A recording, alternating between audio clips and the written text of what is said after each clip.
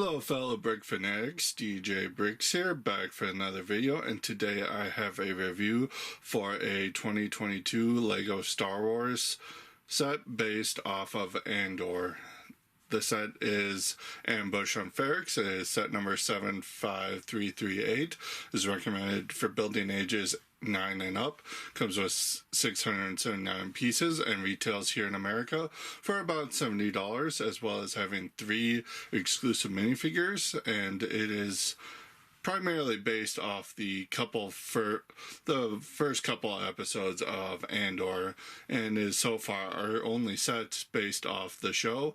But let's start deconstructing it and seeing how it stacks up, starting as always with the minifigures. So first up is Andor. He is significantly different from when we got him back in the Rogue One sets. Before we get into that, his accessory is just that old Alien Conquest pistol, just reused. It works very well for the look of the gun that he has in the show, so I don't mind it there. Biggest change here, the new skin tone that they introduced, one of the 2 that they introduced this year.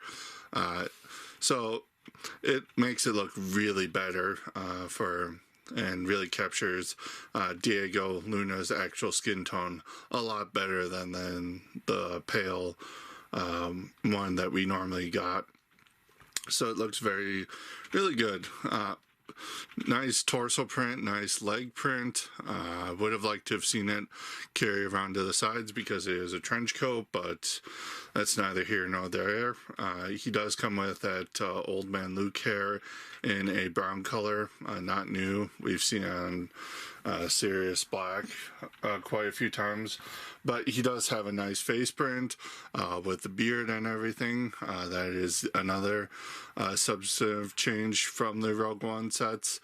And then there's a look at the back torso printing, and he does have an alternate expression, and it should be noted that this is pretty much based off of his appearance in the first couple episodes of Andor, when he has this outfit on Ferrix and he does have the beard. So next up is Luthen Real. He comes with a Uzi to represent his pistol in the show. Kind of works, but he's gotten really nice torso print, nice leg print carried down. Again, would have liked to have seen that carried around to the sides, but it's a trench coat, so yeah.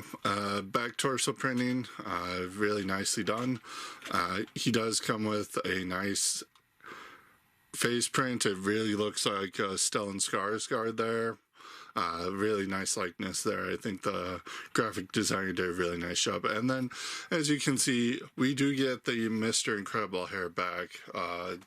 It does have a new part number, just because it hasn't been used in a while, so... But it is just that hair color brought back, especially in the same color it debuted in. And then, as you can see, he does have an alternate expression. Again, really good likeness to Stellan Skarsgård there. Next is Cyril Karn. Comes with a standard Star Wars, the smallest blaster there.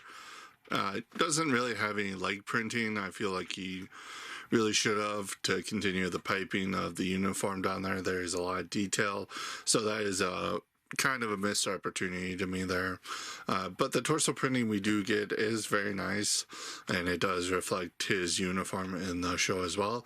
And you do get some nice back printing as well, continuing on the detail there.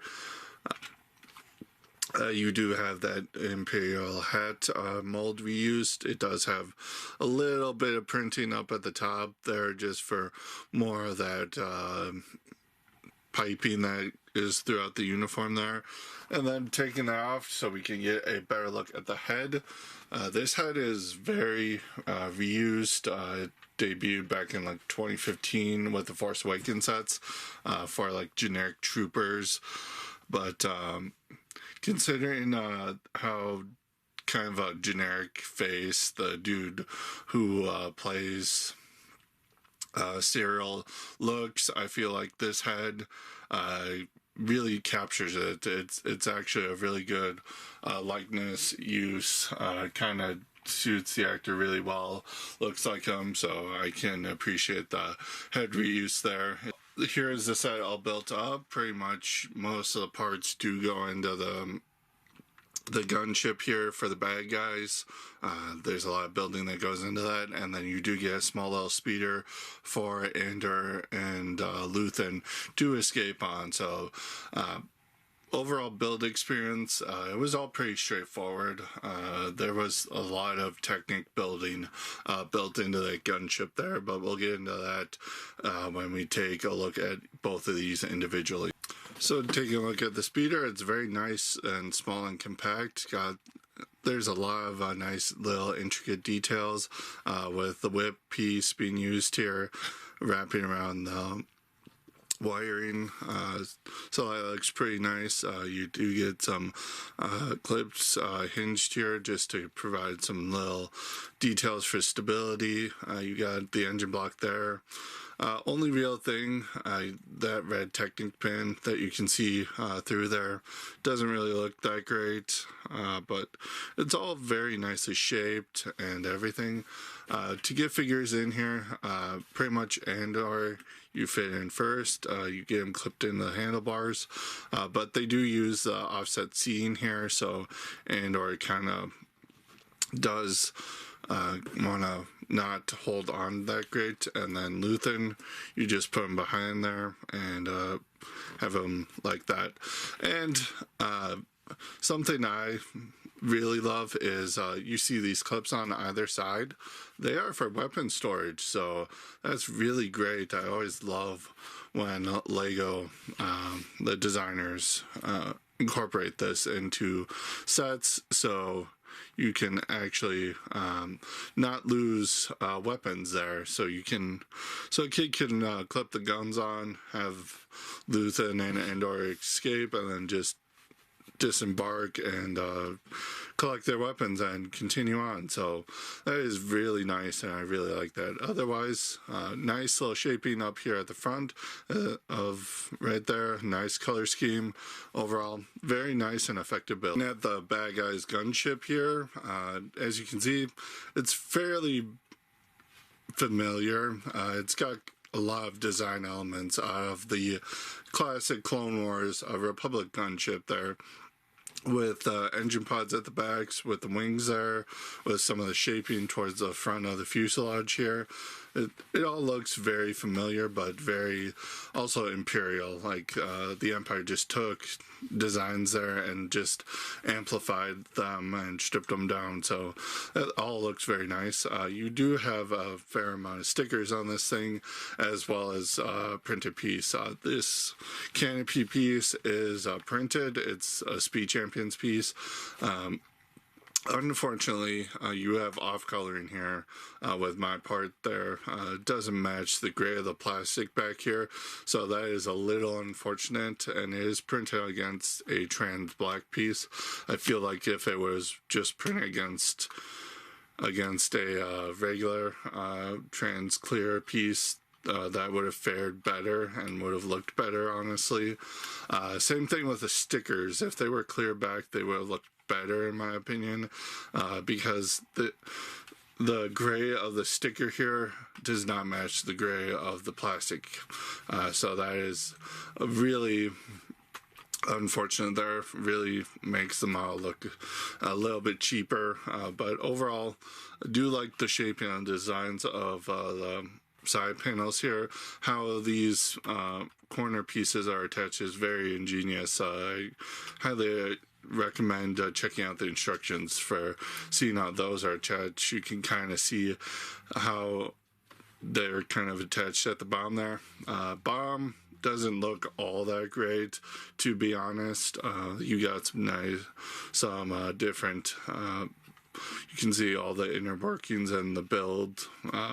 This gun at the front here is pretty stationary. Towards the back, you got more engine pod detail.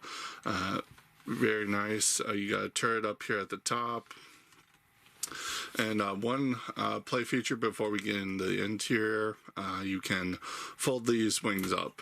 They do have a Technic pin right there that is intentional showing.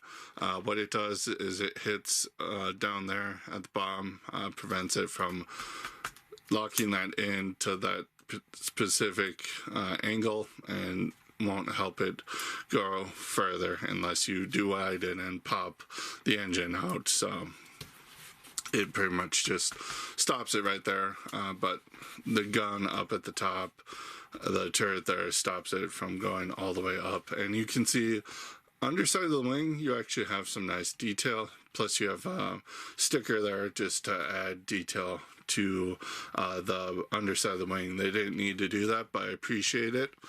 So opening this up, we'll start at the very rear of the ship. It does give you this nice little clip piece. You can attach a weapon to it, but what it's mainly there for is for you to be able to get your hand in there and be able to pull this down. There's not much back here. It just shows the inner workings and inner colors of the ship. Pretty much this is just weapon storage for your minifigures. You get an extra blaster clipped in right there, and you have another free clip if you want to put Cyril Karn's blaster that he comes with there. But opening this up, you just rotate the turret up, and this entire canopy just hinges open, which is really nice. And then these two sides flip down as well, and you get a nice spacious cockpit here. As you can see, you got a sticker for the control panels up at the front, nice seat for whoever you want piloting this thing. We'll get Cyril in here just to pilot. So you can just put him in that front seat there, and he looks really good there. And then you have 4 additional seats just for troop transport, or in case you want to have a play scenario where you actually arrest Andor and Luthen. They can fit there as well. Minifigures front side facing each other. So that is all pretty nicely done. And I will show you that. Like I said, as you can see, you can fit 2 figures facing each other on either side of the seating there. So that is pretty nice. And those seats are pretty well detailed for how small they are.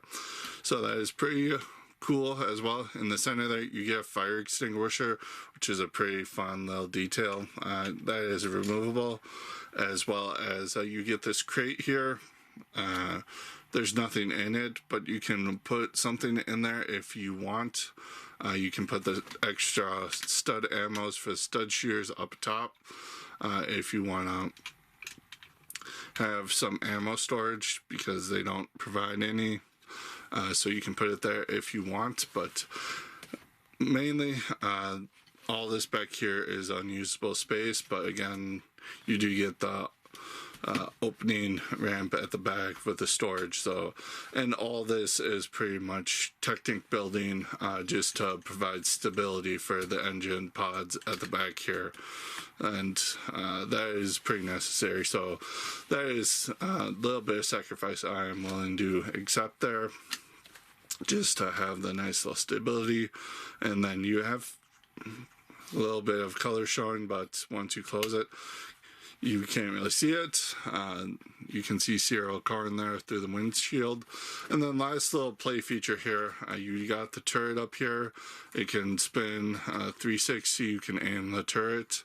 And then you got 2 of the newer style stud shooters, which once you fire them, they fire off trans green round studs here. And they do give you a significant amount of extras, but again, you don't really get storage for them unless you want to use that little crate in the center of the ship. So looking at the extra parts, you do get an orange brick separator, just due to all the technic building that you do with the main gunship.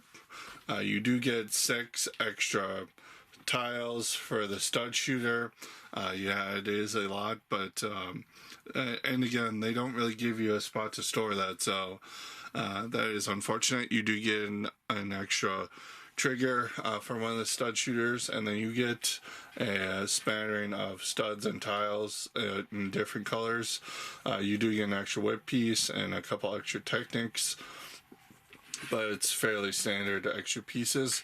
I do want to highlight, you do get an extra one of this newer part here in a dark green color, so that is pretty nice. So looking at the instructions, it's one entire booklet to take bound spine there. Front cover, of course, covers the plastic bags being switched out, which hasn't as yet happened. You get the brick separator, how to use it, build, how the build's broken up. You get Cassian sporting the progress bar down there. Pretty lengthy build, if I don't say much. And then it does take 134 pages of building in total.